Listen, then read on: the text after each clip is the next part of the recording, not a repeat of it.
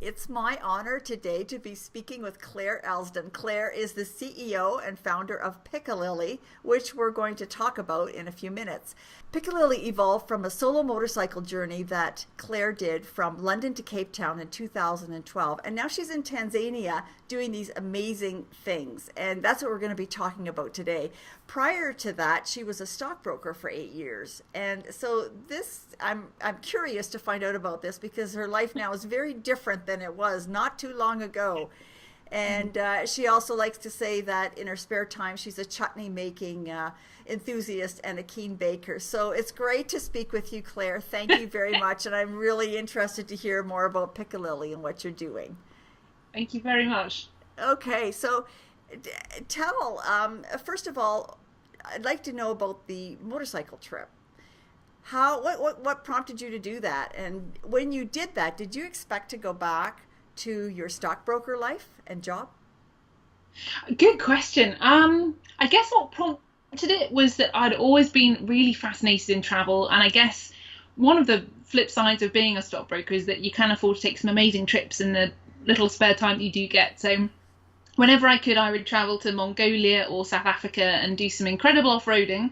But it was, for me, it was not necessarily so much about being on the motorbike so much as what that gave me, which was interactions with fascinating people that I'd never normally meet and understanding a bit about their lives and their culture. And I guess that whole thing of doing that just made me feel really alive, and I loved it. And I was just so curious to see more of that. And then I guess I'd been in my job for probably 6-7 years. And it was after the financial crash. It'd been a very intense time. And I just kind of got to the point where I thought, well, actually, you know what? I think I probably need to take a break from this anyway. I'm not sure if, this is what I want to be doing for the rest of my life necessarily. And then one day my gran had a big fall in her care home. And she broke her arm, in two places. And the day after I saw, a day or two after I saw her in hospital, and she just said to me that I wish that when I was your age, I was 28 at the time, I think, 29. She said, I wish that when I was your age, I'd done the things that I'd wanted to do and not the things that other people expected me to do. And I was very, very shocked. I mean, you hear similar things and you read about similar things from people who are on their, in a hospice bed or something. She wasn't, she's still with us now. But when you hear it from somebody that you know that closely and is a family member, it really hits home. And I suddenly thought, wow, I've got so much. I've got my health. I've got a bit of money tucked away. There's no reason why I couldn't do a trip like this right now. This trip that I'd had in my imagination for a very long time, but never thought I would actually do, for all the reasons that people would be afraid, like doing it on your own. But I just suddenly thought, what would be worse than doing it and being afraid sometimes, and who knows what might happen, would be the idea of never doing it and getting to Gran's age and thinking, well, I've missed my chance now. So I kind of thought, you just got to do it. I don't know when I set off if I really had a clear plan exactly as to what would happen when I finished it, because I had no idea really. I deliberately didn't take a sabbatical from work. I quit completely to give me that space just to think. And so when I got back to the UK, I did go back to the city about 6 months after I returned. It was a very, very hard adjustment to make, though, actually. Not helped by the fact that I think within a week of starting this new job, my very, very, very much loved motorbike that had taken me on this journey completely safely was stolen from outside my flat. So it was just completely heartbreaking. And I think in a way that set me on a journey of thinking, well, that was almost like my touchstone to the trip, that bike, because I knew every single scratch and dent and mark. And it'd be my best friend, logically not, for like a year. So I kind of thought, okay, how else am I going to keep the spirit of this trip alive? And I'd learned so much. And I remember before I left, people said to me, oh, you'll go on this trip and it'll be amazing, and you'll come back and within 6 weeks it'll be like nothing ever happened. And that was not my experience at all. I couldn't, it was in me, and I just couldn't leave it alone. So I found a way of trying to keep that alive. And that's what led me to then pursue this motorbike maintenance thing. I'd done a bit of it in Malawi with an organisation that were reliant on 80 motorbikes there, and they were doing microfinance actually in rural communities. So they were using the bikes to get out there. But the problem was they couldn't understand it, but for some reason these bikes were costing a fortune to maintain, were breaking down the whole time, and it was getting so bad they said, we're not sure if this is sustainable at all. So can you work out what's going on and fix it? I basically got there and worked out pretty quickly it was because they never did any maintenance really on these bikes. And then spent the next 6 weeks or so devising a manual called Love Your Motorcycle, all about the points of daily, weekly, monthly maintenance. And then went round teaching their loan officers, which was quite an interesting experience, to say the least. But at least from all of this, I then thought, well, okay, I've got that maintenance thing. I still care about that passionately. What could I do with that? And ended up being asked to help midwives maintain their motorbikes in southern Tanzania. That's amazing. And then that... Yeah. And what's your maintenance background? Obviously, you would have had to know how to look after your own motorcycle, right? Yeah, that's basically, initially that's all it was. It was just, you're on your own. Things will happen, but let's not have things happen that I could have avoided, because there's so little that you can control on a trip like that, and that's actually the beauty of it. But at least, I didn't want my chain to come off at high speed or get a punch that I really could have avoided getting. So it became just a daily ritual of me trying to control something, I think, and trying to just stay safe, and just made me feel calmer, actually. I enjoyed it. And often interesting conversations would arise as a result, because most people found it really surprising to see a woman riding and fixing her own motorbike. And then it just evolved, really, because I realised there was a real power in these skills, because I'd got all the way from London to Malawi with no punctures, the same chain and sprockets. It was sort of miraculous to anybody who was certainly in Malawi, where once a month they're having to replace the chain and sprockets, So I suddenly thought there's a real need and interest in these skills. So subsequently, I then spent more time learning about it, investigating it. I started a diploma in motorcycle maintenance at my local college in London. The whole thing continued. So yeah, I think the basis of the usefulness of those skills is huge. And then subsequently I thought, I think this could be something that if I could share those skills, it'll keep people safer and provide an income for people too. So because there's just this vacuum, that this knowledge is not shared. And motorbikes have proliferated so recently in Africa that the skills set just hasn't caught up, and the formal training hasn't caught up. So, and you've got some great things. And you've got some stats on your website about the percentage of people that are in the hospital and injured because of motorcycle crashes, and a lot of it's due to poor maintenance and poor skills. Right. But there's all kinds of factors, really. Other people will tell you also that obviously people drinking under the influence of alcohol is a big contributor, and it is. It's tragic, but it is. And that's also something else that needs to be addressed. And also things like, crashes are made so much more severe by the fact that up to probably the last year, things have changed now in Tanzania a little bit, but people generally didn't wear helmets. So that was a big issue. They are now wearing them, but generally the quality is absolutely terrible. And ladies will wear them on top of their hairstyles. So, that's not going to do anything. So we need to think about that. But so things are changing. But yeah, the lack of maintenance is just a real issue, because actually, if your brakes don't work, the number of motorbikes I've seen in Tanzania where the front brake should be a hydraulic disc brake, and there's no fluid in the reservoirs. That's not going to do anything. And those are simple things, really. Simple things. You're not tearing down an engine. No. Or even, the list goes on, unfortunately, as to things that are, could easily stop an accident. And the slacky chains that I see that look like they're just about to jump off the sprockets, and you think, well, that's clearly not going to end well. Things that could be fixed if only people knew. So I'm not saying that maintenance is the only cure to these road safety issues. It's not, but I think it's a really important part of that recipe. Yeah. So, yeah. So how did you decide where you covered a lot of territory on your trip? So why did you pick Malawi? So, Malawi was the place on the trip that I did this work, I think, because I knew in advance when I did the trip that I was going to be reliant on a lot of help of a lot of strangers. Not intentionally, but I just knew that that's probably what would happen. And so for me, I don't really like taking and not giving in return. It just feels uncomfortable. So I thought, well, maybe if I can share some knowledge somehow, and I come from a finance background like we talked about, so I thought a microfinance organization, well, that's something that interests me enormously, and maybe I can share my finance background with these people and help. And it was actually an organization that has its roots in the UK, so I was able to reach out to the founder in advance and ask if there was something I could do there. And he said, well, actually, we kind of got the finance thing covered, but we have a problem with these motorbikes. I didn't even know they were using motorbikes. But he said, look, actually, if you can help us with these motorbikes, it's going to make a huge difference. So So, you know, can you just stop by? It was pretty casual, but can you stop by for a couple of months and see what you can do as a volunteer? So that was just a coincidence, really, that it ended up being Malawi. But actually, the impact was huge. I think in total, once I'd done the motorbike maintenance training and had a chat with the procurement guy about using genuine spare parts and not these Chinese ones, which are a third of the price up front but have a tenth of the lifespan, the running costs on these bikes were cut by 60%. Which for the sustainability of the organisation was brilliant, you know, and I also was excited about how powerful that was. So after that, it was then, well, let's see what happens. And somehow my path just took me back to Tanzania. I think probably because of this Midwives on Motorbikes project.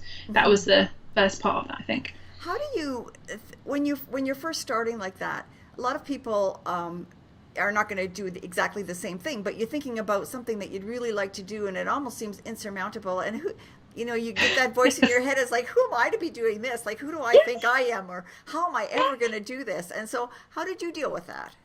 I bet you had those voices. Oh, yeah, completely relate to that. I because, you know, I am not categorically the world's best mechanic, maintenance expert, nothing. I'm not. I don't have a lifelong background in motorcycles or logistics. I don't have any of those things, but I remember having a really great chat with actually a Californian woman who I met in Arusha before I came down to Malawi, and we were talking about this, and I said, how am I the person that should be setting up a maintenance facility in Malawi? I haven't got anything to offer. I'm like, hello. You know, like seriously. And she said, well, firstly, you probably have more than you realise, actually, if you really step back and look at it. Many skills are transferable. It's not like, you know, you're new to this planet.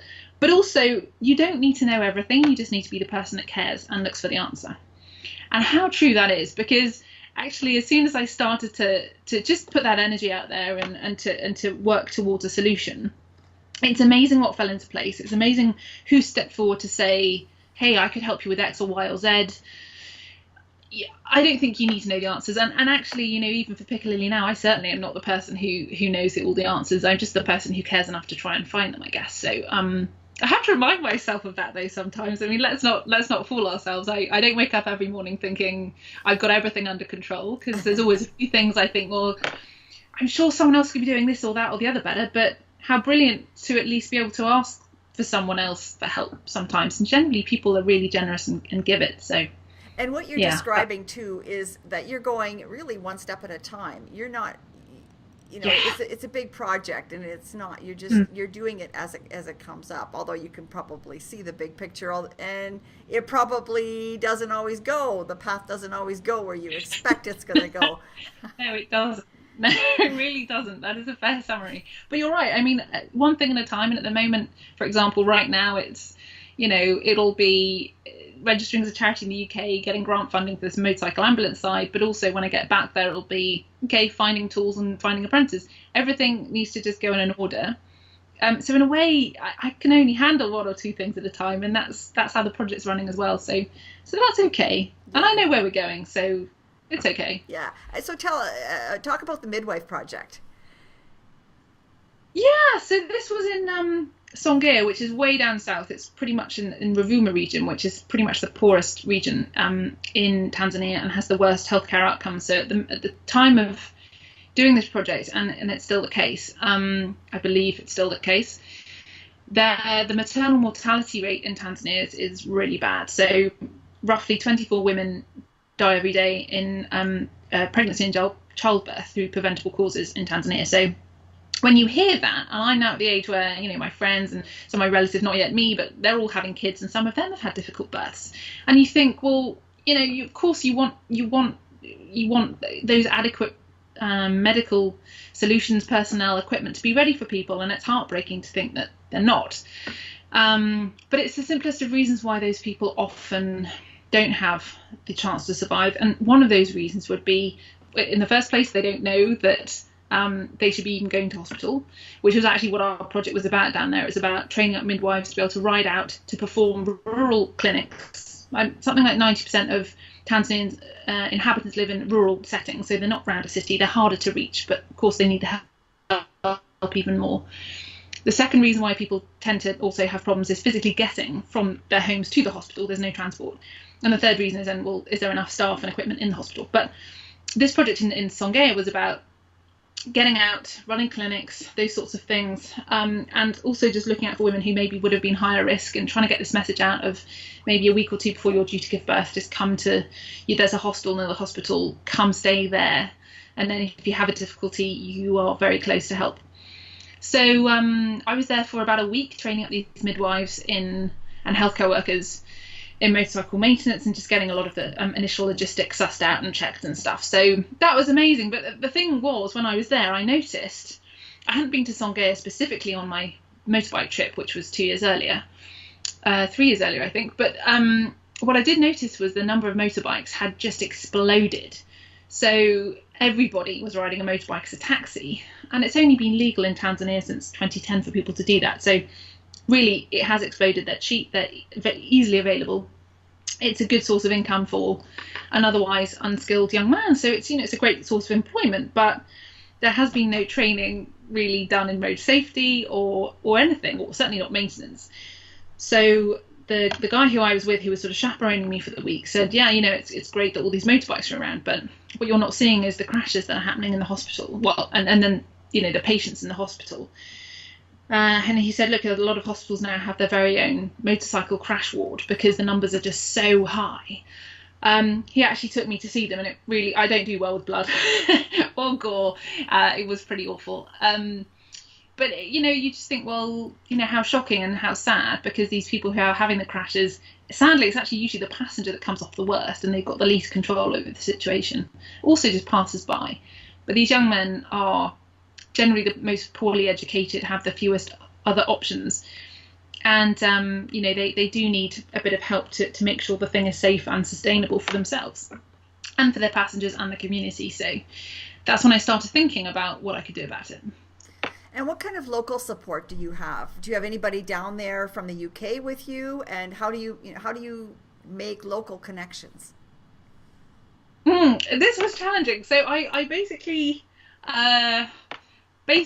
flew out there in April last year, 2016, just me, and thought, let's see what I can do. So it wasn't that I was supported really by anyone. It was just, let's see what we can do.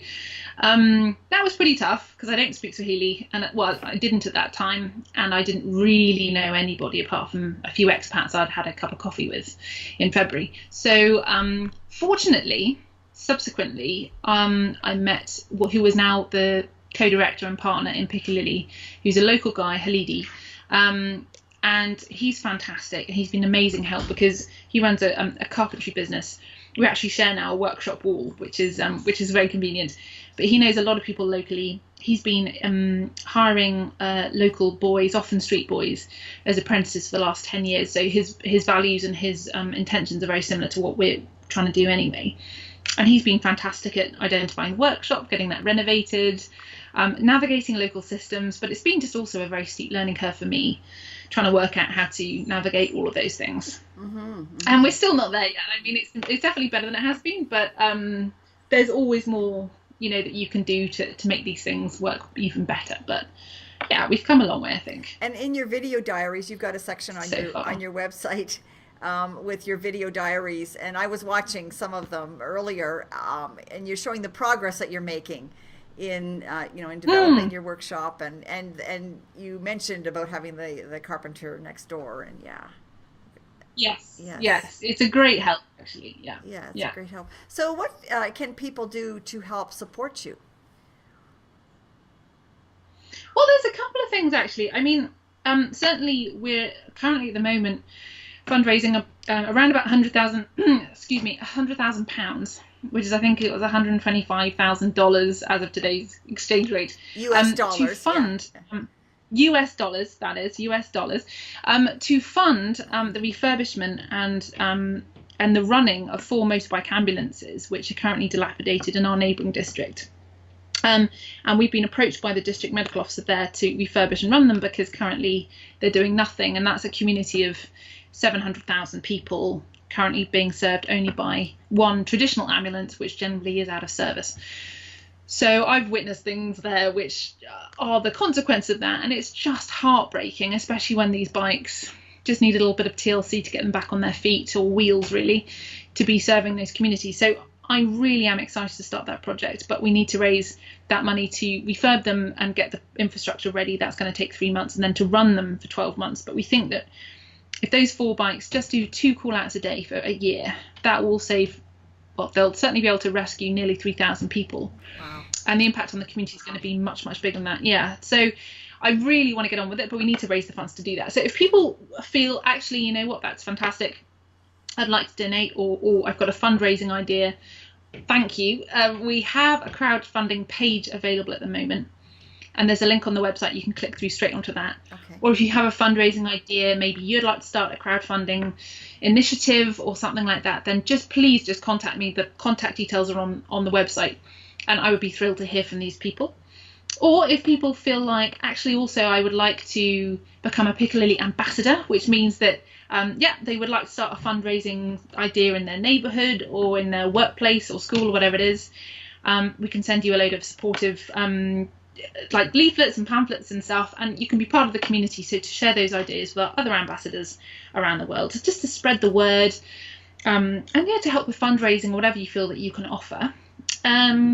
Plus, those are the main ways really, and at the moment there's always other things that we kind of need help with, whether it's contacts at grant giving bodies or whether it's people with experience in certain skill sets that we could benefit from. There's a kind of endless list of that too. So there's lots of ways that people can actually help. Okay, that's You can also just like our Facebook page and sign up for the newsletter. That's the other way, and stay in touch as well. And we really are a global community, a global village. It doesn't matter where in the world we're from, we can help. No. Because Exactly. we're all the same. Well, thank you very much, Claire. It's been fascinating speaking with you. And I wish you all the best. We're going to be watching how things go with Pikilily, and certainly rooting for you and your support. So thank you. And again, I'll put the link to the website on the notes for this page so that people can contact you directly. So Sure, that sounds great. Thank you very much. Thank you, Claire. Okay, take care. Bye. Bye.